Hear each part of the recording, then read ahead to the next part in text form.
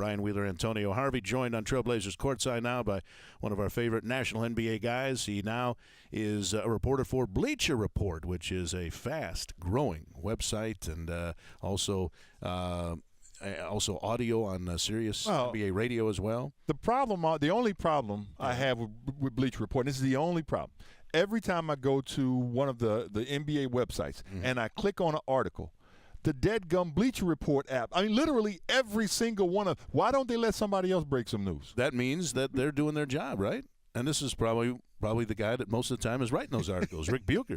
So, Rick, there's now see that somebody's going to complain about something. That's a pretty good complaint to get, right? They're always seeing you guys break the stories. You guys give us too much too often. That's what you want. Exactly. No. Stop the drinks, please. I can't have any more free drinks. Why do they keep giving me free drinks? I had, the first principle they tell you play-by-play is always say the score all the time.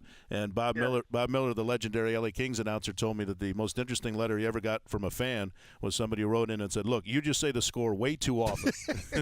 he said, never got that from anybody before. I want a little mystery when I dial in. I don't want to know what's going on, okay? Could you keep it suspenseful? I just want to hear it in your voice. I can tell by your voice if I'm winning or not. It doesn't matter the actual score.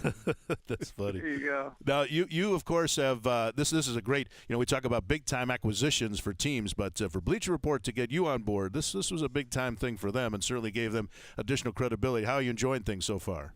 Oh, it's been terrific. It's obviously the Turner Sports bought Bleacher Report, but they've been. I told people it really reminds me of when I started with ESPN the magazine, which is how I first started with ESPN, and they basically said, "Hey, what do you think we should do? What should we be covering with the NBA? What can you do for us?" And and they are building. So to be part of something that is growing and gives you that sort of creative license it's a joy. And it was a dream to be able to find it once on a national platform with ESPN, and to get the chance to do it again with Bleacher, which is they're just they're just really smart. You talked about the app. I mean, we're seeing our business change on a monthly basis, and they've really had their finger on the pulse of basically how do we attract the audience, how do we get stuff out there, how do we provide what sports fans want today. So they give me that platform, and then I get to do, I get to write the stories, I get to talk about what's going on in the league, and it's been absolutely fantastic. I've loved it. Rick, speaking of writing stories in the league, and as a basketball fan, what I'm seeing in Oklahoma City from Russell Westbrook, and I'm not even a big Russell Westbrook fan, but he is unbelievable. He may be the most complete competitive player in the league right now. What's amazing is and you know this, is that you have some of the most competitive, athletic people on the face of the earth in the NBA. And Russ Westbrook is basically taking all their lunch money. It's the same way he approached the All-Star game. You have LeBron James and Steph Curry and James Harden and the best out there. And Russ Westbrook said, "I'm just going to go do my thing." And you may like it or you may not like it. You may have issues with, is a point guard supposed to play that way? When I see somebody who's just such a sheer force of nature like that, I just want to stand back and recognize what a phenomenal force that is. What a phenomenal, the ability to do what he's doing among the greatest players in the game. You may say that he's taking over all 9 guys, and he should be just taking over the opposing 5. But the fact is that he's doing it, and the difficulty of being able to do that really makes it something to behold. One of the things you wrote about recently was the possibility, tossed out that word lockout, that takes the smile off everybody's face, of course, when they hear that, and work stoppage and all this crazy stuff.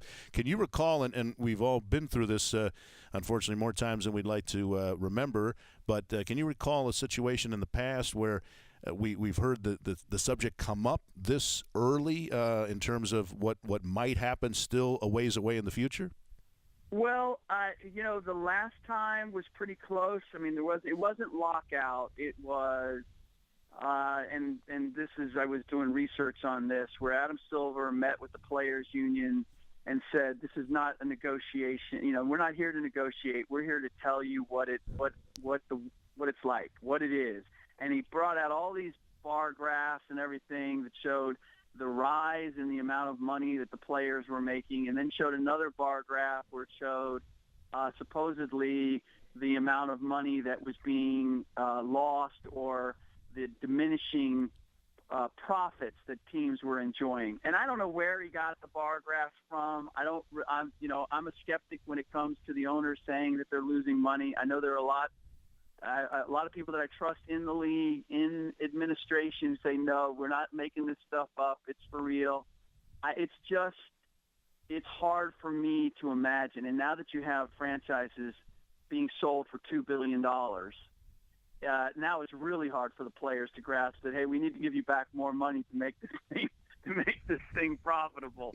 So we've never seen it this early, and it really, at this point, it just angers me, because nobody is debating that the NBA is making a ton of money, and nobody's debating that players are making a good sum, and that the owners are making a good sum. So the idea that we're going to have a lockout, we're going to have a work stoppage in order to figure out how to slice up this pie that's bigger than anything anybody ever dreamed of, to me, it's an insult to the fans, and to a certain extent, the media. All of us on the outside looking in, who just enjoy the game, whose livelihood is based in part on the game. To me, it's greed taken to a level that is absurd, that you can't figure it out, and that we have to say, you know what, there's no way we're going to figure this out, because I know we're getting a nice chunk, but we want a slightly bigger chunk than what we're expecting to get. Look, I understand the business of it. I've always been a pragmatic when it comes to that. But at this point, when you're talking about billions of dollars, and we're already saying, yeah, we're probably not going to be able to figure this out. There's something, it's turned a corner that I just find unpalatable. Well, no one agrees with you more than I do. I've been around this league now for 25 years almost. I've never seen players make more. I've never seen owners in a better position to make more. It's almost ludicrous to the idea that the money can't, like you said, it can't be figured out. Like should it be 51 or 53? Listen, it's so much larger than it was 15 or 20 years ago. Yeah. It doesn't even matter anymore. The money that we're talking, I call it multi-generational money. That's the kind of money NBA players can make today. When you can set up your grandkids, you need to stop and think a little bit. Hey, and because you can do that, that's not guaranteed to anybody. Right. I mean, that is an immense blessing. And at the same time, we're talking about this. And do either one of you doubt that there's a very good likelihood that we will have a lockout? No, I think it's certainly very likely, and I also wonder how much should we be concerned about. Sometimes the leaders change a little bit. We know there's a new leader of the league, but how much should we be concerned that Michelle Roberts, the head of the Players Union, in her bio it says something about the ground is littered with guys that didn't think she was as talented as she is, or as determined as she is. And I started thinking, oh boy, that sounds like somebody that's out for a fight and is already kind of throwing the gauntlet down well before we're even to the point of of any real negotiation. So when I start seeing such taking your feet in the sand already, I start thinking that this could be something that is inevitable. Yeah, I think ultimately it's still going to come down to the players and how prepared the players are to endure, because it's really, the owners have always had the advantage. They have ancillary income, and they've always been.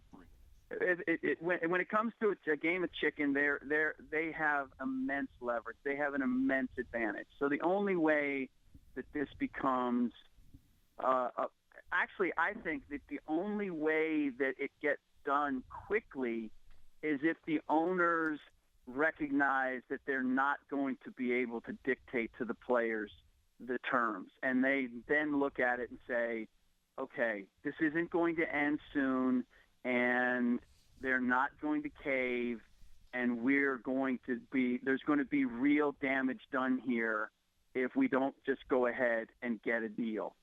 Because so far what they've been able to do is basically apply enough pressure, and there's not enough players that are prepared to sit it out. So at some point they go, okay, let's make the best deal possible. And that's what happens. To me, it's almost the reverse. The players have to pose the threat of being out for a long time for this not to be a short, just to be some kind of lockout. Well, Rick, I love that we're talking about that particular scenario, but I got to get back to your guys. I know you were a Golden State Warrior guy for a while. Did you have any anticipation that Steve Kerr would be able to move this quickly to turn this team around? No. In fact, I thought that they would take a step back just because I knew how devoted this team was to Steve Kerr. Now, I thought he'd be able to do a good job, and I knew that the staff that he put together was an ideal one. But I was around the team the last 2 years with Mark Jackson, and I knew what emotional connection those guys had. And so I really have to give Steve Kerr a lot of credit for coming in and saying, hey, look, I'm not going to change what Mark has done. He showed the proper respect. He also made a personal connection with each of these guys. And as a result, they've taken the next step. It doesn't help that they also improved the roster, and they've had really great help as well. And as you look at the Eastern Conference, Spurs walk into Atlanta last night and just blow the Hawks out. So they've all of a sudden hit a skid a little bit. So is there anybody in the East that you see that, whether it's the Warriors or whether it's somebody else that'll come out of the West, is there any legitimate threat? Does it still come down again to whether the Bulls are healthy or whether LeBron can muster another playoff run? I mean, do you see anybody that seems an obvious choice in the East to come out of that conference?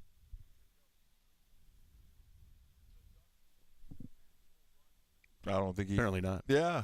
He's still thinking about it. Yeah, you know what? That's a tough question you pose right there. You know what? You have to get back to us. I will. I'll answer the question for you, Wills. It's gonna be Cleveland. Did you see what Cleveland did to Golden State?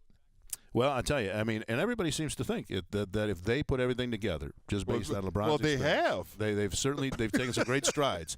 They've taken some great strides, that's for sure. I mean, they beat the brakes off of Atlanta. Golden State went in there with the best record in the NBA and got the doors blown off. I don't see anybody touching Cleveland this year. I think they're going to. Even if Chicago's healtly?